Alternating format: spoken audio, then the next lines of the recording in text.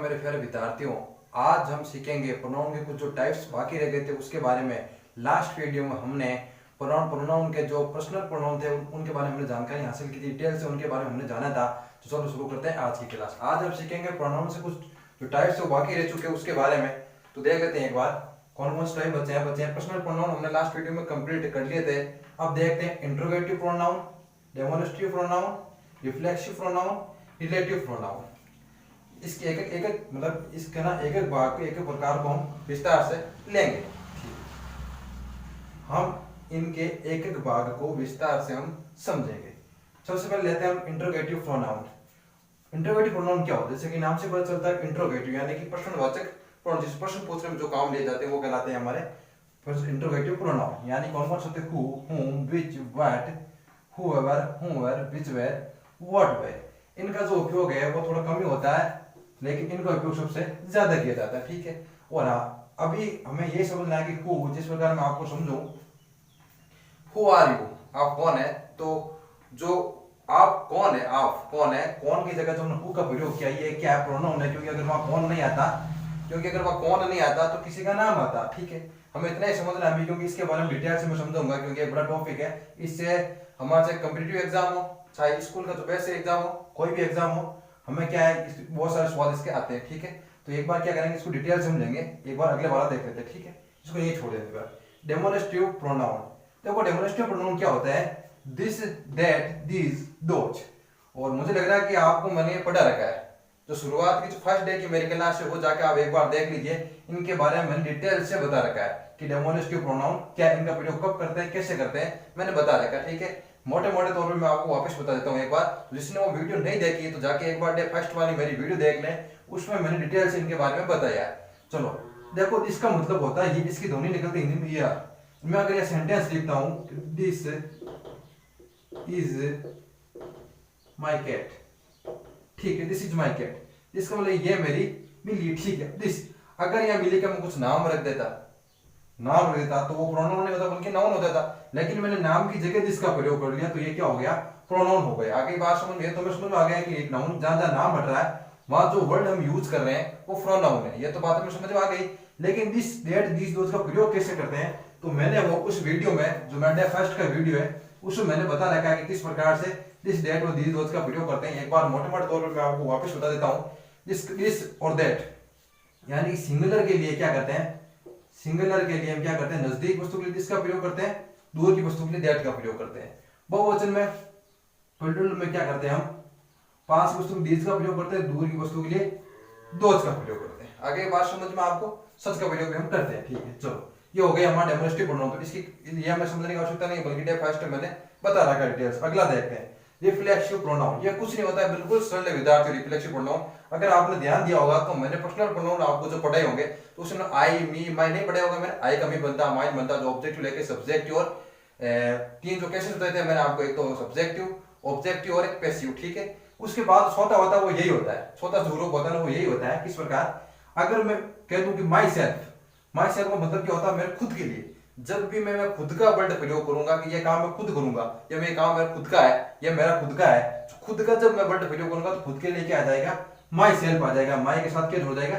Self जुड़ जाएगा। इसलिए जब खुद का जो कोई नाम आता है, जब खुद का वर्ड हम प्रयोग करेंगे तो माई सेल्फ का प्रयोग कर लेंगे। बिल्कुल सरल है, कुछ इसमें कठिन नहीं है। तो माई सेल्फ क्या होगा? खुद के लिए होगा। हिम सेल्फ उसके लिए होगा। हर सेल्फ, इसमें लड़के के लिए तो उसके लिए, हर सेल्फ लड़की है तो उसके लिए, योर सेल्फ तुम्हारे लिए, देम सेल्फ उनके लिए, आवर सेल्फ हम के लिए, हम सब के लिए। योर सेल्फ, देम सेल्फ, और सेल्फ, ये क्या है? ये विद्यार्थियों, ये थोड़ा मैं समझाता हूं आपको कि ये क्या। देखो, योर सेल्फ कंफ्यूज यू कर रहा है। योर सेल्फ तो मैं समझ में आ गया कि खुद के लिए जब प्रयोग करेंगे तो नहीं, दूसरों के लिए प्रयोग करेंगे, आपके लिए, तो योर सेल्फ हम प्रयोग कर लेंगे। ठीक है।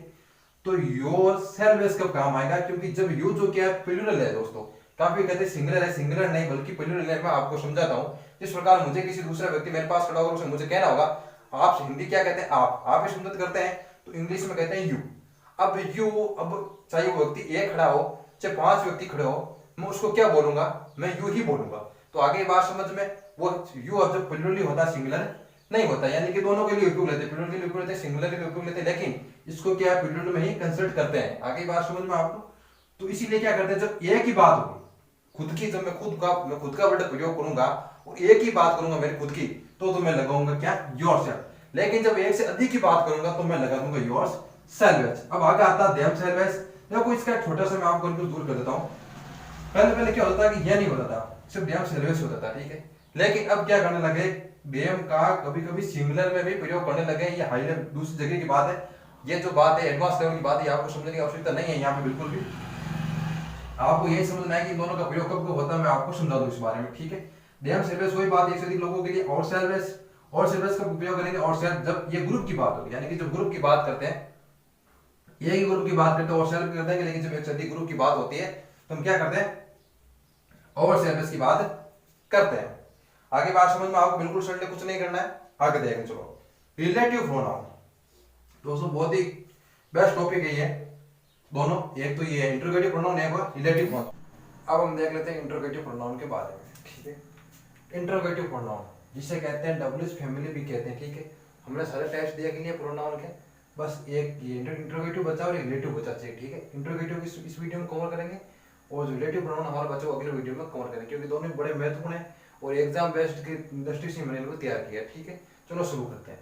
तो इंटरोगेटिव प्रोनाउन को कहते हैं डब्ल्यूएच फैमिली भी बोलते हैं। डब्ल्यूएच फैमिली क्यों कहते हैं मैं भी आपको समझाता हूँ, ठीक है। What, why, who, whom, which, when, where, how much, how many, how long, ये सब हमारे क्या है इंटरोगेटिव प्रोनाउन के अंतर्गत आते हैं। और इनको डब्ल्यूएच फैमिली इसलिए कहा जाता है क्योंकि सभी डब्ल्यूएच से शुरू होते हैं। कोई वर्ड देख लो आप, डब्ल्यूएच डब्ल्यूएच डब्ल्यूएच शुरू होने वाले, इसलिए इनको कहा जाता है डब्ल्यूएच फैमिली, ठीक है। चलो शुरू करते हैं। तो एक बात मैं आपको बताता हूँ, क्या इंटरोगेटिव जो प्रोनाउन है, यानी कि नाम से पता चलता है कि यानी क्या होते हैं, प्रश्नवाचक होते हैं, ठीक है। तो किस प्रकार से, क्या सारे प्रश्न डब्ल्यूएच फैमिली से बनते हैं? नहीं, ऐसा बिल्कुल नहीं है, ठीक है।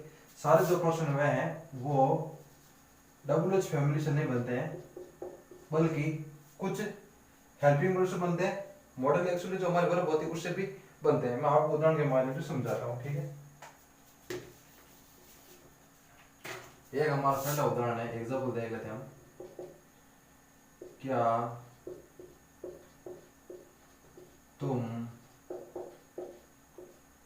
तुम खाते हो, ये नीचे लिख लेते हैं, तुम क्या खाते हो, ठीक है। अब आप सिंपली क्या समझते हैं, सबसे पहले लेंगे व्हाट, तो इसकी जो हिंदी निकलती है वो क्या निकलती है विद्यार्थियों, क्या, यही निकलती है, बचपन से पढ़ते आए हैं आप। लेकिन मैं आपको फिर से बताता हूँ कि हिंदी से इंग्लिश नहीं सीखी जा सकती, हिंदी आपको रटनी नहीं है इसकी, आगे बात समझ में। क्योंकि वर्ड का मतलब हमेशा क्या नहीं निकलता, वैसे वर्ड का मतलब क्या होता है लेकिन हमेशा क्या नहीं निकलता। जब रिलेटिव प्रोनाउन पढ़ेंगे तो वर्ड का मतलब कुछ और निकलेगा और यहाँ पे भी अलग अलग होगा। चलो मैं आपको दिखा देता हूँ, ठीक है। चलो ये होगा वर्ड का मतलब क्या है, तो आप सेंटेंस को देखें, क्या तुम खाते हो, इसकी इंग्लिश क्या बनेगी, do you eat, do you eat. अब इसकी इंग्लिश क्या बनेगी, तुम क्या खाते हो, व्हाट डू यू ईट। ये क्या हो गया, देखो आप इसको, अरे भाई यहाँ पे भी क्या लिखा है, यहाँ पे क्या लिखा, लेकिन यहाँ के क्या इंग्लिश व्हाट नहीं हुई है ना, क्या लिखा ना, यहाँ व्हाट आया क्या, लेकिन हमने क्या लिखा, व्हाट नहीं लिखा, ऐसे कैसे हो गया। तो मैं आपको समझाता हूँ कि जो क्वेश्चन जो बनते हैं हमारे, जब दो प्रकार के क्वेश्चन बनते हैं, एक तो क्या बनते हैं कि यस और नो में हमें उत्तर लेना होता है, किसमें लेना पड़ता है उत्तर, यस और नो। तब जो हमारा क्वेश्चन बनता है वो बनता है model actually verb, helping verb की सहायता से बनता है। और जब हमें डिटेल से आंसर जानना होता है तब हमारा प्रश्न बनता है डब्ल्यूएच फैमिली से। किससे बनता है, डब्ल्यूएच फैमिली से। किस प्रकार समझ में आ गई आपको बात। जिस प्रकार मैं आपका क्वेश्चन पूछूं, क्या आपने हमारा चैनल सब्सक्राइब कर लिया है, तो आपका उत्तर क्या होगा, सिंपल यस और नो होगा। और अगर मैं आपसे पूछूं क्या आपने मेरा चैनल कब सब्सक्राइब किया है, तो क्या होगा, अब आपको डिटेल बताना पड़ेगा, ठीक है। तो जो मैंने पहले पूछा वो किससे बनेगा, वो बनेगा हेल्पिंग वर्ब से हमारा क्वेश्चन। और जब डिटेल में जानना हो तो हमें क्या बनेगा, ये डब्ल्यूएच फैमिली से, ठीक है। एक और डिफरेंट आपको बताता हूँ, जिस भी सेंटेंस में क्या जिसमें आगे आता है, क्या आता है, क्या तुम खाते हो, तो वो समझ लेना कि हेल्पिंग वर्ब से बनेगा। किससे बनेगा, helping verb, model actually verb, उससे बनेगा, ठीक है। अगर क्या बीच में आ रहा है, क्या बीच में आ रहा है, तो किससे बनेगा, डब्ल्यूएच फैमिली से हमारा क्वेश्चन बनेगा। कंफ्यूज दूर हो गया वाट का, तो कंफ्यूज दूर हो गया, इसका हिंदी में भी ये होता है क्या, आगे बात समझ में आपको। चलो एक और बात बता दूं आपको कि वॉट देखो बीच में आया क्या वर्ड, ठीक है, लेकिन वॉट जो है आगे आएगा हमारा, ठीक है, इसके बाद ही हेल्पिंग वर्ब आएगी, ठीक है ना, क्या बीच में है लेकिन वॉट क्या आएगा आगे आएगा, ठीक है। चलो आगे समझते हैं हु और हूं। अब हम जान लेते हैं हु और हुम के बारे में, ठीक है। चलो हु किसके लिए उपयोग होता है, हु होता है पर्सन के लिए, किसके लिए उपयोग होता है, पर्सन को जानने के लिए, पर्सन को जानने के लिए, ठीक, पर्सन को जानने के लिए किया जाता है, यानी कि सब्जेक्ट मिस होता है, सब्जेक्ट को हम किसी सवाल पूछे ना तो हमें सब्जेक्ट चाहिए, नहीं काम करने वाला कौन है उसके बारे में जानना होता है, तो हम किसका प्रयोग करेंगे, हु का प्रयोग करेंगे, ठीक है। उदाहरण के माध्यम से मैं आपको समझाता हूँ एक बार कि who is your class teacher,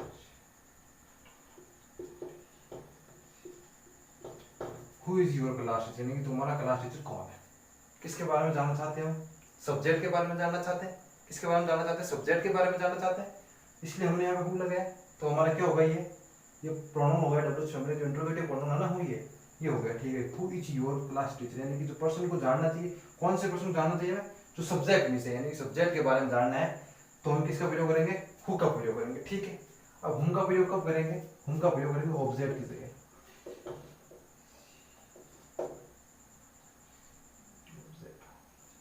object object पे करें, किसकी जगह करें, ऑब्जेक्ट से फॉर्मूला में करेंगे, नॉर्मल फॉर्मूला में करेंगे, ठीक है। किस प्रकार करेंगे, whom do you support, whom do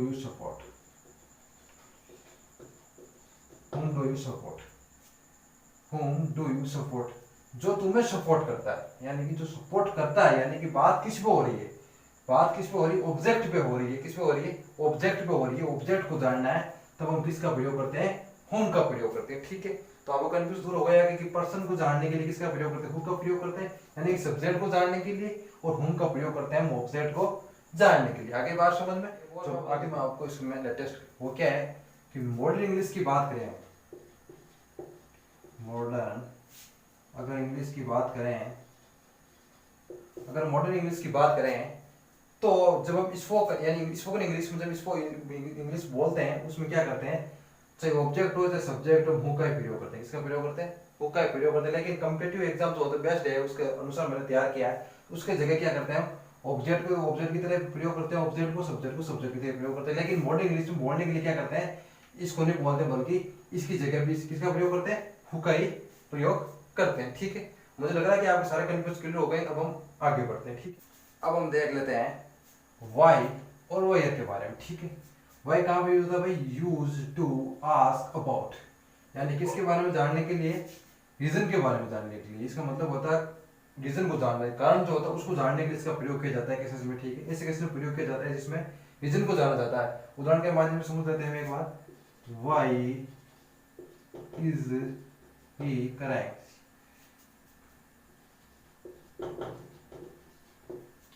Y is he करेंगे, वह क्यों रो रही है, यानी कि जो रो रही है लेकिन क्यों रो रही है उसका कारण जानना चाहता है, जो रीजन पूछ रहा है, इसमें क्या पूछ रही है, इसमें रीजन पूछा जा रहा है, क्या पूछा जा रहा है, रीजन पूछा जा रहा है, ठीक है।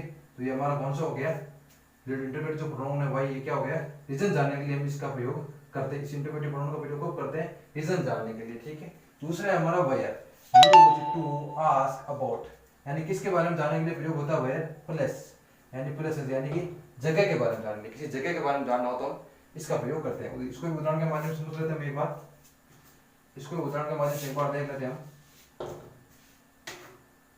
where do you live, where do you live, तुम कहाँ रहते हो, ठीक है। तुम कहाँ रहते हो, कहाँ का मतलब कि जगह के बारे में जानना चाहते हैं, तो हमने किसका प्रयोग कर लिया, where का प्रयोग कर लिया। आगे बात समझ में, एक बार फिर बता देता हूँ मैं आपको, ध्यान से समझना, बड़े इंपॉर्टेंट क्वेश्चन इसमें आते हैं हमारे, मैं आपको एक जो इसके प्रैक्टिस सेट भी दूंगा आपको सॉल्व करने के लिए, ठीक है।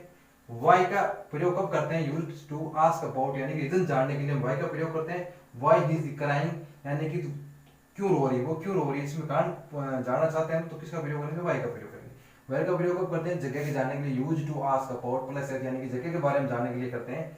तो वेयर डू यू लिव, तुम कहाँ रहते हो, तो हमने जगह जब प्लस हमें जाननी हो तो क्या करेंगे, हम इसका प्रयोग कर लेंगे, ठीक है। अब हम देख लेते हैं विच और व्हेन, ठीक है।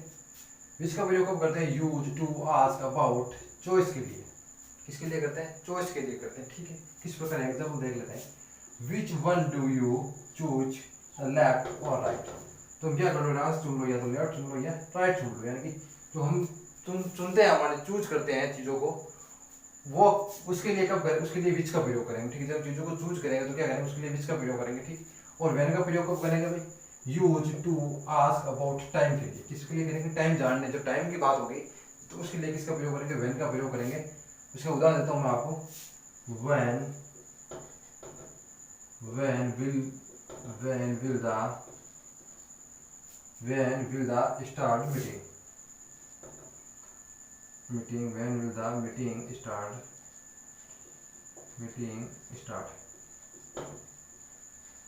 when will the meeting start, यानी कि मीटिंग कब स्टार्ट हो रही, कब बोले, टाइम जानना चाहते हैं तो इसलिए हमने क्या कर लिया? when का प्रयोग कर लिया। आगे बात आपको समझ में बिल्कुल सरल है, कोई कंफ्यूजन नहीं है।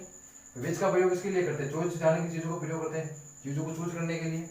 और when का प्रयोग होता है टाइम को जानने के लिए, when will the meeting start। आगे आपको बात समझ में। अब हमारा क्या बदलते हैं बीच में? How, how much, how many और हाउ लॉन्ग। अब हम देख लेते हैं हाउ, हाउ लॉन्ग। हाउ का प्रयोग कब करते हैं? Use to ask about manner और प्रोसेस जानने के लिए। किसी चीज का प्रोसेस यानी कहाँ तक हो चुका काम और किसी चीज की मैनर के बारे में जानने के लिए हम किसका प्रयोग करते हैं? हाउ का प्रयोग करते हैं, ठीक है। How can you explain this problem, please tell us. क्या तुम मुझे बता सकते हो प्रॉब्लम के बारे में, जो तुम्हारी प्रॉब्लम है उसके बारे में मुझे बता सकते हो। तो क्या कर रहा है इसमें, क्या बताया जा रहा है? सेंटेंस आप क्या समझे? एक्सप्लेन, वो क्या कह रहा है कि तुम मुझे तुम्हारा जो प्रॉब्लम है ना उसके बारे में मुझे बता सकते हो।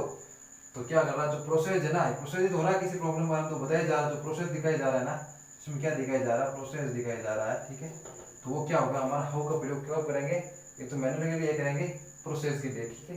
दूसरी बात आ गई हाउ, हाउ लॉन्ग यानी कितना लंबा, ठीक है।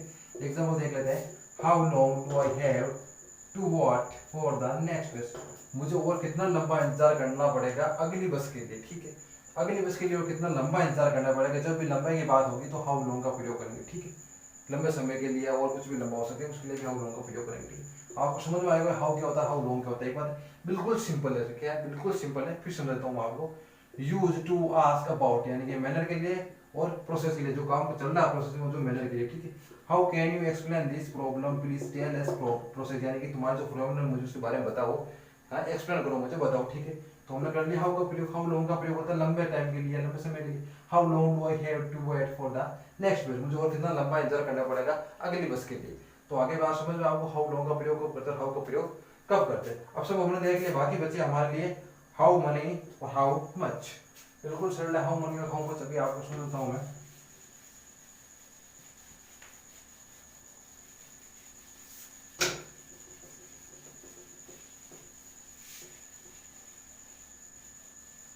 अब हम समझ लेते हैं हाउ मनी और हाउ मच, ठीक है। हाउ मच,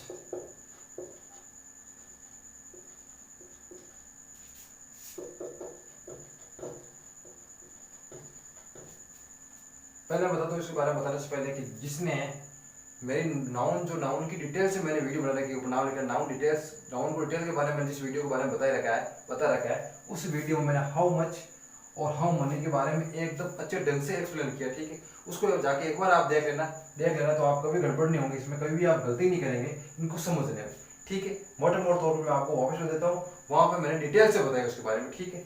हाउ मच का प्रयोग कब करते हैं हम? काउंटेबल चीजों के लिए। किसके लिए करते हैं? Sorry, uncountable. किसके लिए करते हैं? अनकाउंटेबल।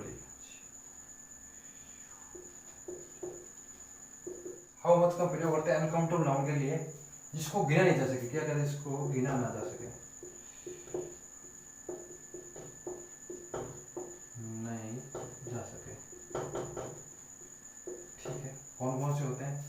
साल्ट हो गया, ठीक है, वाटर हो गया, ठीक है, और मनी हो गया, साल्ट हो गया, वाटर हो गया, मनी हो गया, मिल्क हो गया। ऐसे बहुत सारे उदाहरण है जिसको हम गिन नहीं सकते, ठीक। दूध को गिन नहीं सकते, नमक गिन नहीं सकते, पानी को गिन नहीं सकते, मनी। अब ध्यान रखना ये कंफ्यूज वाला मनी को नहीं गिना जा सकता, कॉइन्स को गिना जा सकता। मैंने कहा है जिसे नाउन की डिटेल से मेरी वीडियो नहीं देखी, एक बार जाके उस वीडियो की लिंक इस वीडियो को डिस्क्रिप्शन दे दूंगा, ठीक है। तो वहां से जाके आप देख ले एक बार हाउ मनी और हाउ मच आपके क्लियर हो जाएंगे एकदम, ठीक है। तो ये मनी नहीं गिनी जा सकती बल्कि कॉइन्स गिनी जा सकती है। वैसे नहीं कह सकते मुझे 2 रुपए चाहिए, बल्कि हम कह सकते हैं कि मुझे 2 कॉइन्स चाहिए, ठीक है। हाउ मच, इसका प्रयोग करते हैं काउंटेबल चीजों के लिए। इसके लिए प्रयोग करते हैं काउंटेबल के लिए, ठीक है। जो चीजें गिनी जा सके, जो चीजें गिनी जा सके, गिनी जा सके, उसके लिए करते हैं काउंटेबल अमाउंट। जिस प्रकार कॉइन्स हो गई, क्या हो गई, कॉइन्स हो गई, वो गिनी जा सकती है, ठीक है। और बहुत सारे उदाहरण होंगे इसके एग्जाम्पल जिसको हम गिना जा सकता है, ठीक है। आपको मोटे तौर पे ये समझना है, जिसको गिना नहीं जा सकता उसके लिए हाउ मच का प्रयोग करते हैं, और जिन चीजों को गिना जा सकता है उसके लिए किसके लिए करते हैं, हाउ मनी का प्रयोग करते हैं, ठीक है। आज हमने डब्ल्यूएस फैमिली के बारे में पूरे वर्ड जान लिए, ठीक है। आशा करता हूँ कि आपकी समझ में आई होगी बात। बस एक बात मैं आपको बताता हूँ इस वीडियो के अंत में, कि मैंने इनका ज्यादा एडवांस लेवल नहीं लिया, क्योंकि हमें स्पोकन इंग्लिश जब बोलनी होती है ना, जब इंग्लिश बोलना सीखते हैं तब इसका एडवांस लेवल लेके जाना पड़ता है। वो मुझे बदली लगता है कि एग्जाम बेस्ड की, एग्जाम जो होता है ना, हमारे एग्जाम सवाल पूछ जाते हैं, एग्जाम बेस्ड से मैंने इसको एग्जाम बेस से मजबूत किया और एग्जाम बेस की तरह ही मैंने इनको तैयार किया, ठीक है। एग्जाम हमारे बहुत काम आएंगे, उनके लिए मैंने इनको आपको पूरी तरीके से बता दिया, ठीक है। अब मैं आपको कुछ दूंगा क्वेश्चन आंसर जो आपको करने हैं, और नेक्स्ट वीडियो में शुरू करने से पहले मैं आपको उन क्वेश्चन आंसरों का हल करवा दूंगा। अब कर लेते हैं कुछ इनके क्वेश्चन आंसर, ठीक है। पहला क्वेश्चन है मेरा, which question word is used for asking about a, आपको इनमें से चुनना है, ठीक है। Choose the correct question word, इनमें से आपको करेक्ट आंसर चुनना है। Can't find my glasses are there. तीसरा क्वेश्चन है मेरा, how come is a more informal way of saying, ठीक है। इनमें से कौन सा आएगा आपको चुनना। लास्ट मेरा क्वेश्चन है, I pointed at the phone I wanted to buy and shed, खाली जगह इज देयर टू वन, इनमें से कौन सा आएगा, हाउ मनी, हाउ मच या व्हाट कॉस्ट। इसमें से आपको चुनना है। आपको घर पे ये सब कुछ क्वेश्चन करना, आंसर करने हैं, कॉपी में नोट कर लेना आप इस चीज को, ठीक है। जब नेक्स्ट वीडियो हम पढ़ेंगे रिलेटिव प्रोनाउन, हमारा एक ही बचा है, अब हमारा एक ही बचा कौन सा, रिलेटिव प्रोनाउन, वो अगले नेक्स्ट वीडियो पढ़ेंगे, और वो शुरू करने से पहले हम इन क्वेश्चन आंसर करेंगे, ठीक है। तो आशा करता हूँ कि आपको समझ में आया होगा। चलो मिलते हैं नेक्स्ट वीडियो में। जय हिंद।